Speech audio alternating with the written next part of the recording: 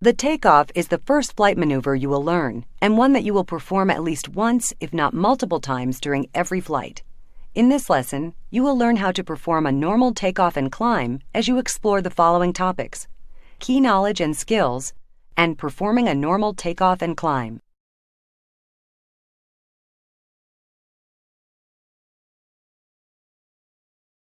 Since the Wright brothers, airplanes have always taken off into the wind. But why? Two reasons you should take off into the wind are to shorten the ground roll or amount of runway used. Taking off into the wind adds the wind speed to the airplane speed, so the wing generates lift and reaches flying speed sooner. The more headwind, the shorter the ground roll. To control the airplane more effectively. Taking off into the wind provides more airflow over the control surfaces from the start of takeoff and prevents directional control problems that can be caused by crosswinds. Once you have started the takeoff roll, why would you decide not to proceed? 5 reasons to reject a takeoff are a hazard on the runway, a loss of power, an engine or equipment malfunction, a loss of directional control, or an uncomfortable feeling about how the takeoff is progressing.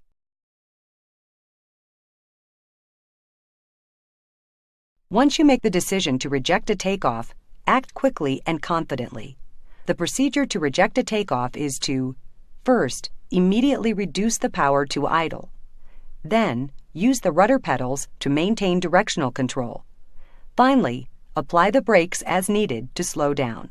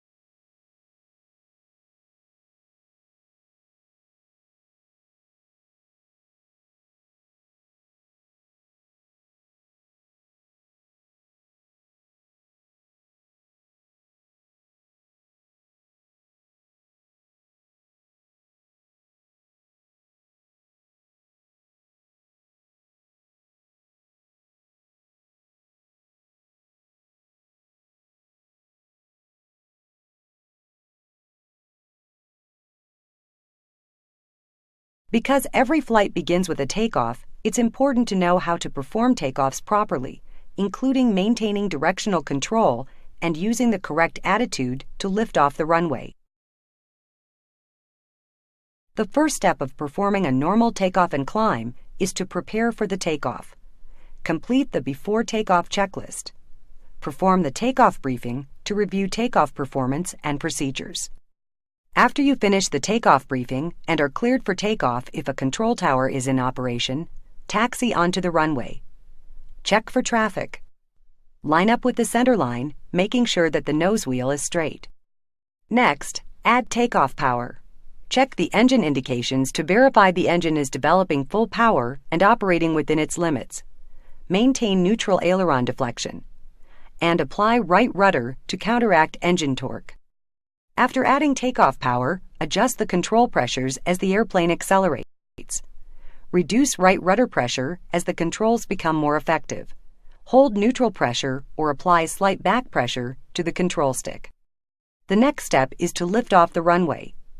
Accelerate to takeoff speed. Add back pressure on the control stick to establish the takeoff attitude. Maintain the takeoff attitude as the airplane lifts off. After lifting off the runway, establish the climb attitude. Adjust the pitch attitude to accelerate to the correct climb speed. Maintain the extended runway centerline. And apply right rudder pressure to counteract the airplane's left-turning tendency. Finally, stabilize the climb. Adjust the power to the climb setting. trim to relieve control pressures, and complete the climb checklist in the POH. To prepare for the takeoff, we've already done the before takeoff check and the run-up, and now we're going to do a takeoff briefing. And I'm going to run through all the elements of the briefing for you. So you take a look at the windsock. We've got about 5 knots of wind, and it's right down the runway. The runway length is 4,800 feet, and our takeoff distance is about 1,200 feet, so we have plenty of runway. And we're initially going to fly on runway heading because we're heading east, and we're going to climb up to 7,500 feet. Our liftoff speed is 59, and we're going to climb out at 66. There's no obstacles or noise abatement to worry about here. And if there's an emergency, it's my airplane. And if there's an engine failure, we'll go to best glide speed of 70 knots. Okay, now that we're done with the takeoff briefing, we're going to go ahead and taxi onto the runway. We'll wait till this airplane lands, and then go ahead and make sure that final is clear. And it looks clear.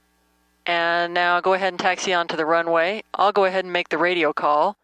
Longmont traffic, Diamond Star 505 Juliet Foxtrot, taxiing onto runway 11 for takeoff, Longmont. And go ahead as you turn onto the runway, get yourself lined up with the center line, and make sure that the nose wheel is straight once you get yourself on that center line.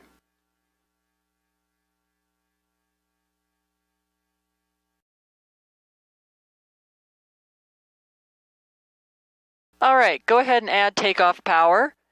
And as you start to accelerate down the runway, you're going to notice you're going to have some left turning tendency. So use the right rudder to stay on that center line and check and make sure that all your engine instruments are in the green and that you've got full takeoff power. Good.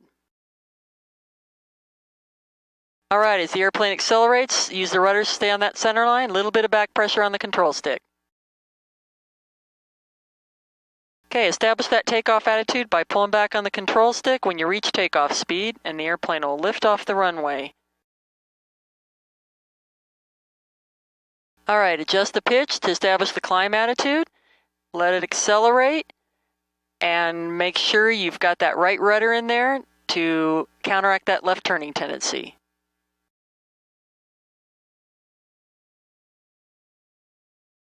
All right, stabilize your climb, adjust the power, and use the trim to relieve the control pressures. And go ahead now and make sure you've completed the climb checklist. And since we're departing to the east, we're just going to go ahead and climb straight out.